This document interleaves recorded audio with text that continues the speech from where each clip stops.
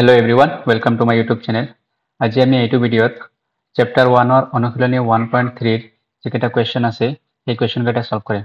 So question number 1 ত কি দি আছে চোৱা আমি প্ৰথমতে দেখুৱাব লাগে যে √5 টো অপৰিমেয়। সো প্ৰথমতে আমি জানি লও যে অপৰিমেয় আৰু পৰিমেয় সংখ্যা মানে কি। সো আমি জানো পৰিমেয় সংখ্যা মানে হল যিবোৰ সংখ্যাক আমি p/q আকাৰত লিখিব পাৰি যত pq হল সহমৌলিক pq হল সহমৌলিক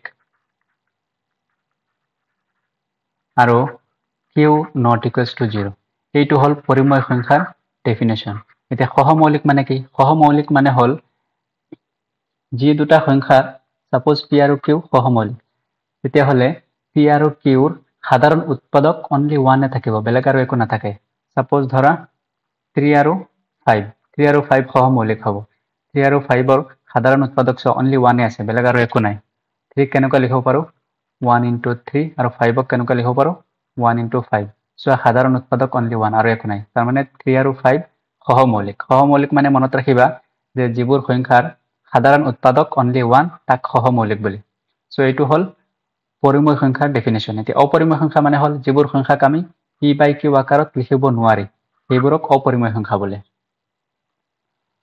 সো এতিয়া আমি সব প্ৰুফ কৰিম। কেনেকুৱা কৰিম?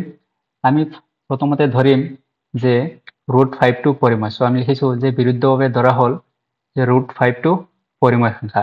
যদি √5 পৰিমেয় হয় তেতিয়াহলে আমি কি কৰিব পাৰো এই √5 টোক p/q আকাৰত আমি লিখিব পাৰো। সো আমি লিখিছো যে √5 = p/q যত কি হ'ব pq সহমৌলিক হ'ব। সহমৌলিক মানে আমি জানো যে সিহঁতৰ সাধাৰণ উৎপাদক only 1, বেলেগ আৰু সাধাৰণ উৎপাদক নাই। আৰু কি হ'ব q not equals to 0 এইটো ইম্পৰ্টেন্ট লিখিবই লাগিব। q পৰিমেয় সংখ্যা লিখিলে p/q আকাৰত q not equals to 0 এইটো ইম্পৰ্টেন্ট। q যদি 0 হৈ যায় তেতিয়াহলে এইটো not defined নহয়। সো সদায় লিখিবা পৰিমেয় সংখ্যা p/q আকাৰত হলে q not equals to 0 এইটো সদায় লিখিবা। সো আমি লিখিলো যে √5 = p/q। কিয় লিখিছো এইটো? কাৰণ আমি ধৰিছো যে √5 পৰিমেয়। নেক্সট আমি কি কৰিছো both side স্কয়াৰ কৰি দিছো। চোৱা এটোত স্কয়াৰ কৰিছো, ইয়াতে স্কয়াৰ কৰিছো। এতিয়া আমি জানো √5 স্কয়াৰ মানে হল 5 আৰু p/q স্কয়াৰ লিখিছো আমি p²/q²।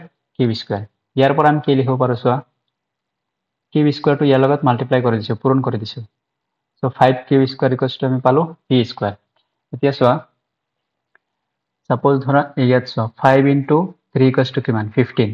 তাৰ মানে কি হ'ল চোৱা এই 3 দি আমি 15ক ভাগ কৰিব পাৰো বা এই 5 দিও আমি 15ক ভাগ কৰিব পাৰো।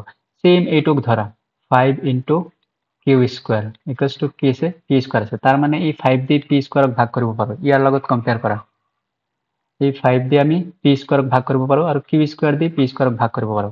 সো মই ইয়াতে লিখিছো যে 5 এ p² হৰণ কৰে। এই 5 এ p² হৰণ কৰে। সো এইটোত চোৱা কি লিখিছো 5 into 3 = 15। তাৰ মানে এই 5 দি আমি 15ক হৰণ কৰিব পাৰো। সেম তেনেকুৱা মই লিখিছো 5 দি p² হৰণ কৰিব পাৰো। সো লিখিছো 5 এ p² হৰণ কৰে। এতিয়া চোৱা 5 এ যদি p² হৰণ কৰে তেতিয়াহলে 5 এ p কো হৰণ কৰিব। ঠিক আছে, এটা এটা উপপাদ্য আছে কিতাপত চাবা। যদি এতিয়া আমি নেক্সট ধৰিছো যে p = 5c। ঠিক আছে, যেহেতু 5 এ p হৰণ কৰে সো p = 5c। এতিয়া চোৱা both side আকৌ স্কয়াৰ কৰি দিছো, স্কয়াৰ both side স্কয়াৰ কৰিছো। এতিয়া চোৱা 5ক স্কয়াৰ কৰিলে কিমান 25 আৰু 6 স্কয়াৰ কৰিলে c²। p² = 25c²। এতিয়া ইয়াতে চোৱা p² কিমান ধৰিছো আমি p² = 5q²। এই ইকুৱেশ্যন 1 ত আছে যে p² = 5q²। সো আমি ইয়াতে p² ৰ জাগাত 5q² বহাই দিছো। ইয়াতে লিখি দিবা ইকুৱেশ্যন 1 ৰ পৰা। ইকুৱেশ্যন 1 ৰ পৰা লিখিছো। সো p² ৰ ঠাইত আমি 5q² দিছো ইকুৱেশ্যন 1 ৰ পৰা। এতিয়া চোৱা এই 5 দি আমি 25ক কাটিছো, কিমান বাৰ যাব 5 দি 5 × 5 5 5 × 25। সো কিমান থাকিল q² ইয়াত কিমান থাকিব 5c²। এতিয়া চোৱা এই আগত সেম নিচিনা এতিয়া 5 এ q² হৰণ কৰে। সেম 5 এ q² হৰণ কৰিব। যদি 5 এ q² হৰণ কৰে সো 5 এ q কো হৰণ কৰিব। গতিকে 5 এ q হৰণ কৰে লিখিছো। এতিয়া চোৱা আগতে আমি কি লিখিছো যে 5 এ p হৰণ কৰে। 5 এ p হৰণ কৰে আৰু ইয়াতে কি লিখিছো 5 এ q হৰণ কৰে। 5 এ p কো হৰণ কৰে, 5 এ q কো হৰণ কৰে। দুইটা নাম্বাৰক 5 এ হৰণ কৰে। তাৰ মানে কি হ'ব 5 p আৰু q ৰ সাধাৰণ উৎপাদক হ'ব লাগিব তেতিয়াহলেহে হৰণ কৰিব সো লিখিছো এতেকে 5 p আৰু q ৰ সাধাৰণ উৎপাদক এতিয়া চোৱা আমি আগতে ধৰিছো যে p আৰু q সহমৌলিক p আৰু q সহমৌলিক তাৰ মানে p আৰু q ৰ কোনো সাধাৰণ উৎপাদক নাই only one হে আছে বাট আমি ইয়াতে পাই গলো যে 5 এটা সাধাৰণ উৎপাদক সো p আৰু q যে সহমৌলিক এই সত্যতাৰ বিৰোধ কৰিছে এইটোৱে যেহেতু আমি 5 সাধাৰণ উৎপাদক পাই গলো এতিয়া এই বিৰুদ্ধ ফলৰ কাৰণটো কি হল কাৰণ হল যে আমি ধৰিছো যে √5 টো পৰিময় এই প্ৰথমতে আমি ধৰিছো যে √5 টো পৰিময় ইয়াতে যে ধৰিছো √5 পৰিময় এইটো কাৰণে আমি এই কন্ট্ৰাডিকশনটো পাইছো যে 5 এটা সাধাৰণ উৎপাদক p আৰু q সো আমি যেটো ধৰিছো যে √5 পৰিময় এইটো ভুল গতিকে আমি সিদ্ধান্ত পালো যে √5 টো অপৰিময় হ'ব নেক্সট চোৱা নেক্সটত কি দি আছে আমি প্ৰুফ কৰিব লাগে যে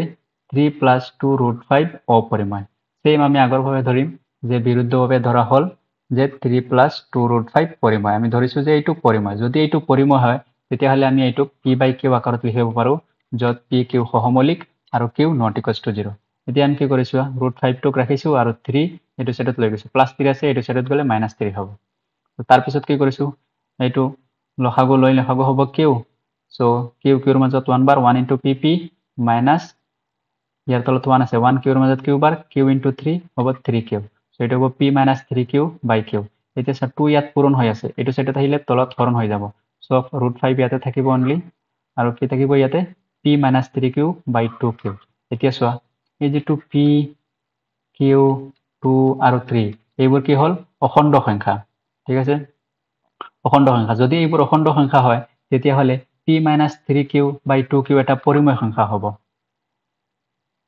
এইটো এটা অখণ্ড সংখ্যা এইটো এটা অখণ্ড সংখ্যা আৰু দুইটা অখণ্ড সংখ্যা এই p - 3q/2q হ'ব এটা পৰিমেয় সংখ্যা এইটো চোৱা p/q আকাৰত আছে এইটো বা a/b আকাৰত আছে ঠিক আছে এইটো এটা a/b আকাৰত যদি আমি লিখিব পাৰো আৰু ইয়াত চোৱা q ≠ 0 যেহেতু সো 2 * q ≠ 0 এই 2q ≠ 0 হ'ব সো এইটো এটা হল কি আমি পৰিমেয় সংখ্যা যদি এইটো পৰিমেয় সংখ্যা হয় এতিয়া চোৱা p - 3q/2q এটা পৰিমেয় সংখ্যা ঠিক আছে ইকুৱেলছ টু আছে √5 তাৰ মানে এইটো পৰিমেয় সংখ্যা হ'ব লাগিব যদি এইটো পৰিমেয় সংখ্যা হয় তেতিয়াহলে এইটো পৰিমেয় সংখ্যা হ'ব যেহেতু ইয়াতে ইকুৱেল সাইন আছে সো সেয়ে p - 3q/2q পৰিমেয় আৰু সেয়ে √5 টো পৰিমেয় হ'ব কিন্তু আমি সকলোৱে জানো যে √5 টো অপৰিমেয় অলপ আগত কোৱেশ্চন 1ত প্ৰুফ কৰিছো যে √5 টো অপৰিমেয় সো আমি লিখিছো কিন্তু ইয়ে √5 যে অপৰিমেয় এই সত্যতাটোৰ বিৰোধ কৰে এতিয়া এই বিৰুদ্ধ ফলৰ কাৰণ কি কাৰণটো হল আমি প্ৰথমতে ধৰিছো যে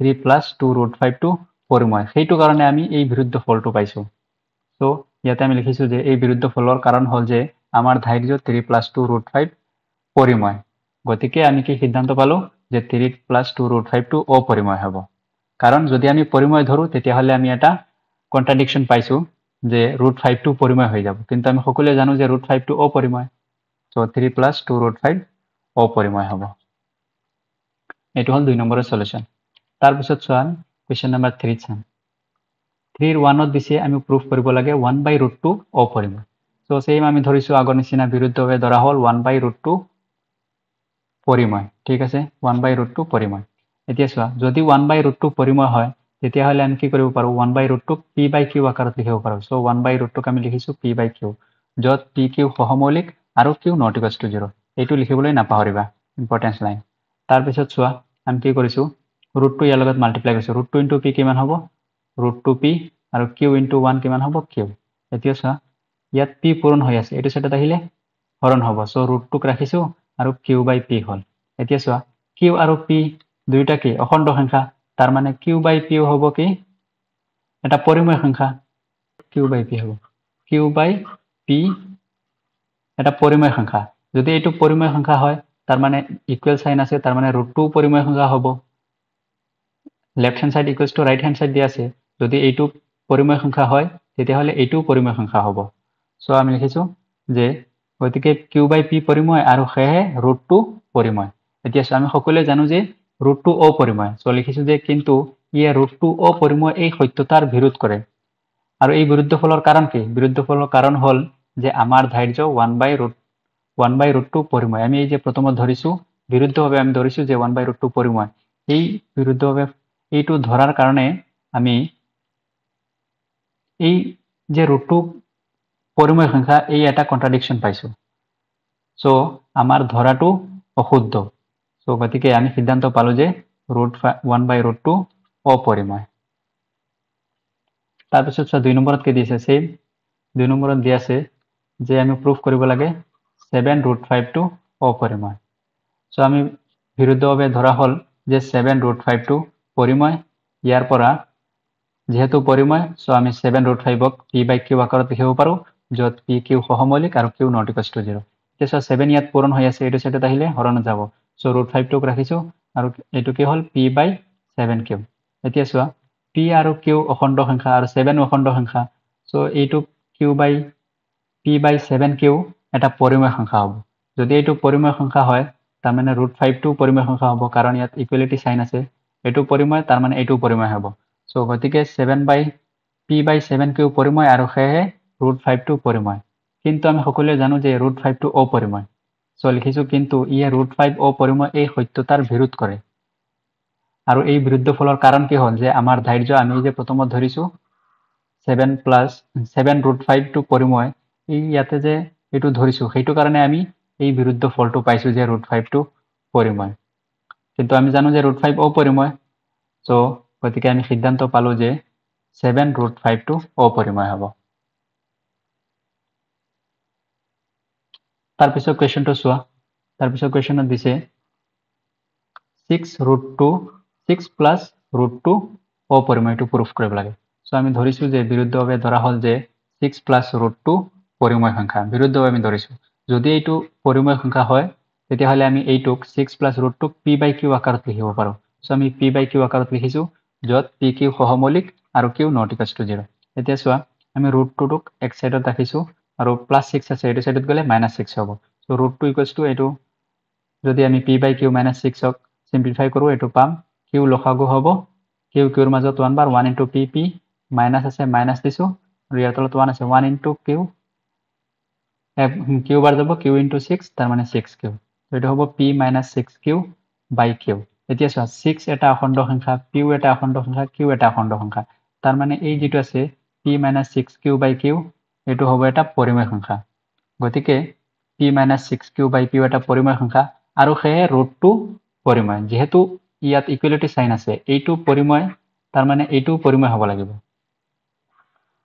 কিন্তু ইয়ে √2 অপৰিমেয় এই সত্যতাৰ বিৰোধ কৰে আমি জানো সকলোৱে জানো যে √2 অপৰিমেয় এই সত্যতাৰ বিৰোধ কৰিছে আৰু এই বিৰুদ্ধ ফলৰ কাৰণ কি কাৰণ হল যে আমাৰ ধাৰ্য 6 প্লাছ √2 পৰিমেয় 6 প্লাছ √2 যে পৰিমেয় আমি প্ৰথমত ধৰিছো সেইটো কাৰণে আমি এই বিৰুদ্ধ ফলটো পাইছো যে √2 পৰিমেয় ইয়াতে যে যেটো পাইছো √2 পৰিমেয় এইটো হল এটা কন্ট্ৰাডিকশন গতিকে আমি সিদ্ধান্ত পালো যে 6 প্লাছ √2 অপৰিমেয় যদি ভিডিওটো ভাল লাগিছে তেতিয়াহলে চেনেলটো সাবস্ক্ৰাইব কৰি দিব মোৰ চেনেলত এনেকুৱা ধৰণৰ সকলো অনুশীলনীৰ সলিউশন পাই যাব থ্যাংক ইউ